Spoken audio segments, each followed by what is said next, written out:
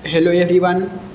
आज हम लोग ब्रिटिश काल में पारित महत्वपूर्ण अधिनियम, योजनाएं एवं प्रस्ताव के बारे में देखेंगे। एग्ज़ाम की दृष्टि से ये मोस्ट इम्पॉर्टेंट है दोस्तों, और ख़ास करके वैसे एग्ज़ाम जो अभी करंट में होने वाले हैं, जैसे हो गए एसएससी, रेलवे, बैंकिंग, डिफेंस, इस सभी एग्ज़ाम में यहाँ से प्रश्न आते हैं दोस्तों। तो चलिए हम लोग शुरू करते हैं। पहला क्वेश्चन क्या है जो देखिएगा। पहला क्वेश्चन है कि रेगुलेटिंग एक्ट 1773 किसके समय में पारित किया गया था? तो उस समय थे वायसराय वारेन हेस्टिंग्स। कौन थे दोस्तों? तो वारेन हेस्टिंग्स थे।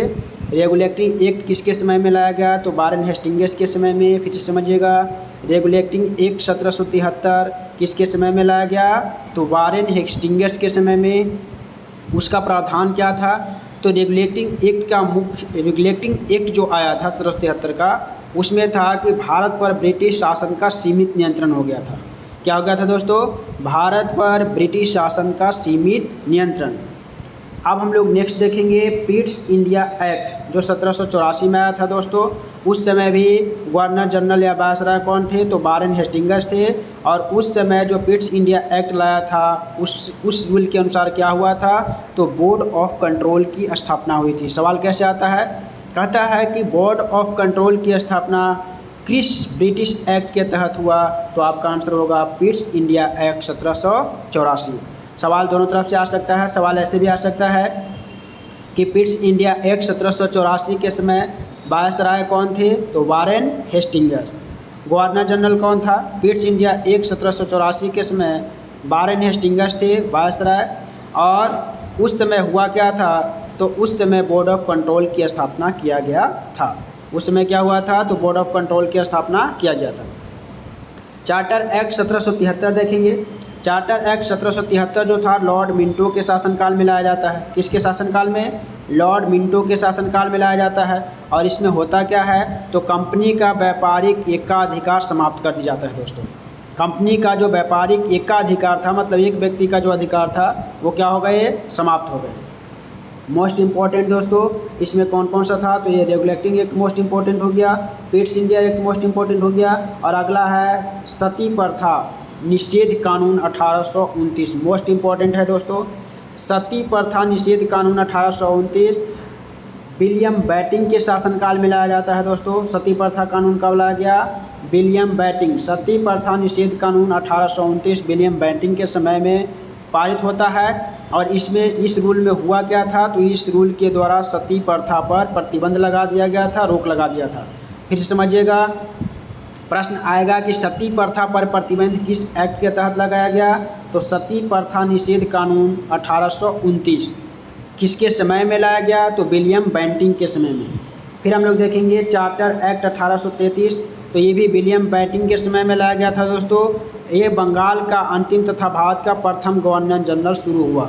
यहाँ से क्या शुरू होते हैं? गवर्नर जनरल का कार्यकाल शुरू होता है। और ये भारत के बंगाल के अंतिम गवर्नर जनरल एवं भारत के प्रथम गवर्नर जनरल हुए।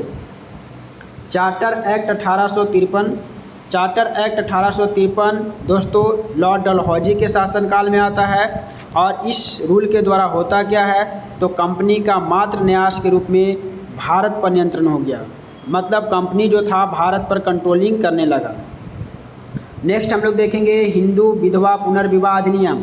दोस्तों ये एग्जाम में कई बार प्रश्न पूछे जा चुके हैं, इसलिए इस टॉपिक को आप बार बार रिवाइज करते रहें। यहाँ से प्रश्न आएंगे तो आएंगे। हिंदू विधवा पुनर्विवाह 1856 ईस्वी में लॉर्ड डलहौजी के समय में लाया गया।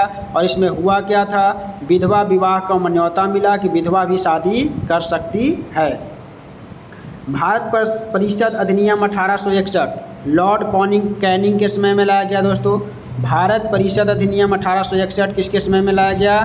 तो लॉर्ड कैनिंग के समय में लाया गया। इसमें हुआ क्या? तो परिषद में भारतीयों को प्रवेश मिला। मतलब ये भी अब परिषद में भारतीय भी परिषद में शामिल हो सकते हैं। सम्मति आयु अधिनियम 1891। यह अधिनियम दोस्तों लैश डाउन के समय में लाया गया था। किसके समय में लाया गया था? लैश डाउन के समय में। इसमें हुआ क्या था? तो बाल विवाह पर प्रतिबंध लगा दिया गया था। वैसे बच्चे जो 12 वर्ष से कम आयु में विवाह करते थे उन पर प्रतिबंध लगा दिया गया। भारतीय परिषद अधिनियम 1892 ये भी लैंस डाउन के समय में लाया गया दोस्तों, और इस रूल के अनुसार निर्वाचन प्रणाली शुरू किया गया।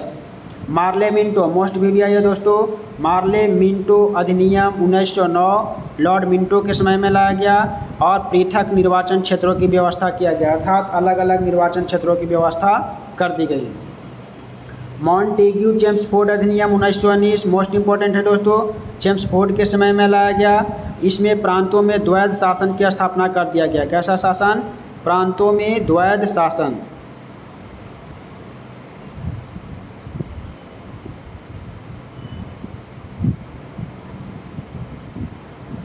नेक्स्ट हम लोग देखेंगे दोस्तों, नेक्स्ट है Simon commission 1927 most important, Lord Irwin के समय में आता है। संविधान निर्माण योजना का विचार किया जाता है, मतलब साइमन कमीशन लॉर्ड इरविन के समय में आता है और इस नियम के अनुसार संविधान निर्माण की योजना बनाई जाती है। शारदा एक्ट 1930 तो लॉर्ड इरविन के समय में लाया गया दोस्तों। विवाह की न्यूनतम आयु निर्धारण लड़कों के लिए 18 वर्ष और लड़कियों के लिए 14 वर्ष की गई। शारदा एक्ट किसके समय में आया? तो लॉर्ड इरविन के समय में आया। लड़कों की न्यूनतम आयु तो 18 वर्ष और लड़कियों के लिए 14 वर्ष की गई। भारत सरकार अधिनियम 1935 मोस्ट इम्पोर्टेंट है दोस्तों। लॉर्ड वेलिंगटन के समय में लाया गया और इसमें प्रांतीय स्वायत्तता की व्यवस्था की गई।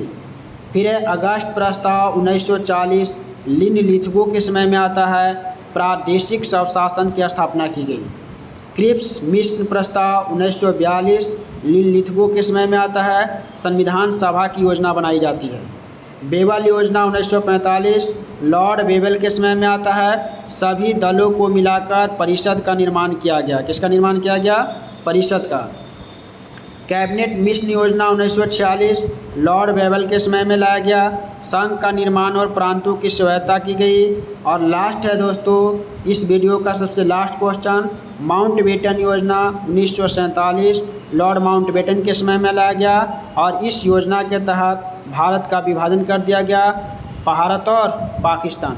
दोस्तों अगर हमारी वीडियो अच्छी लगी हो तो हमारे channel the bar of SSC को लाइक, सब्सक्राइब और अपने दोस्तों को शेयर ज़रूर करें। जय हिंद, नमस्कार।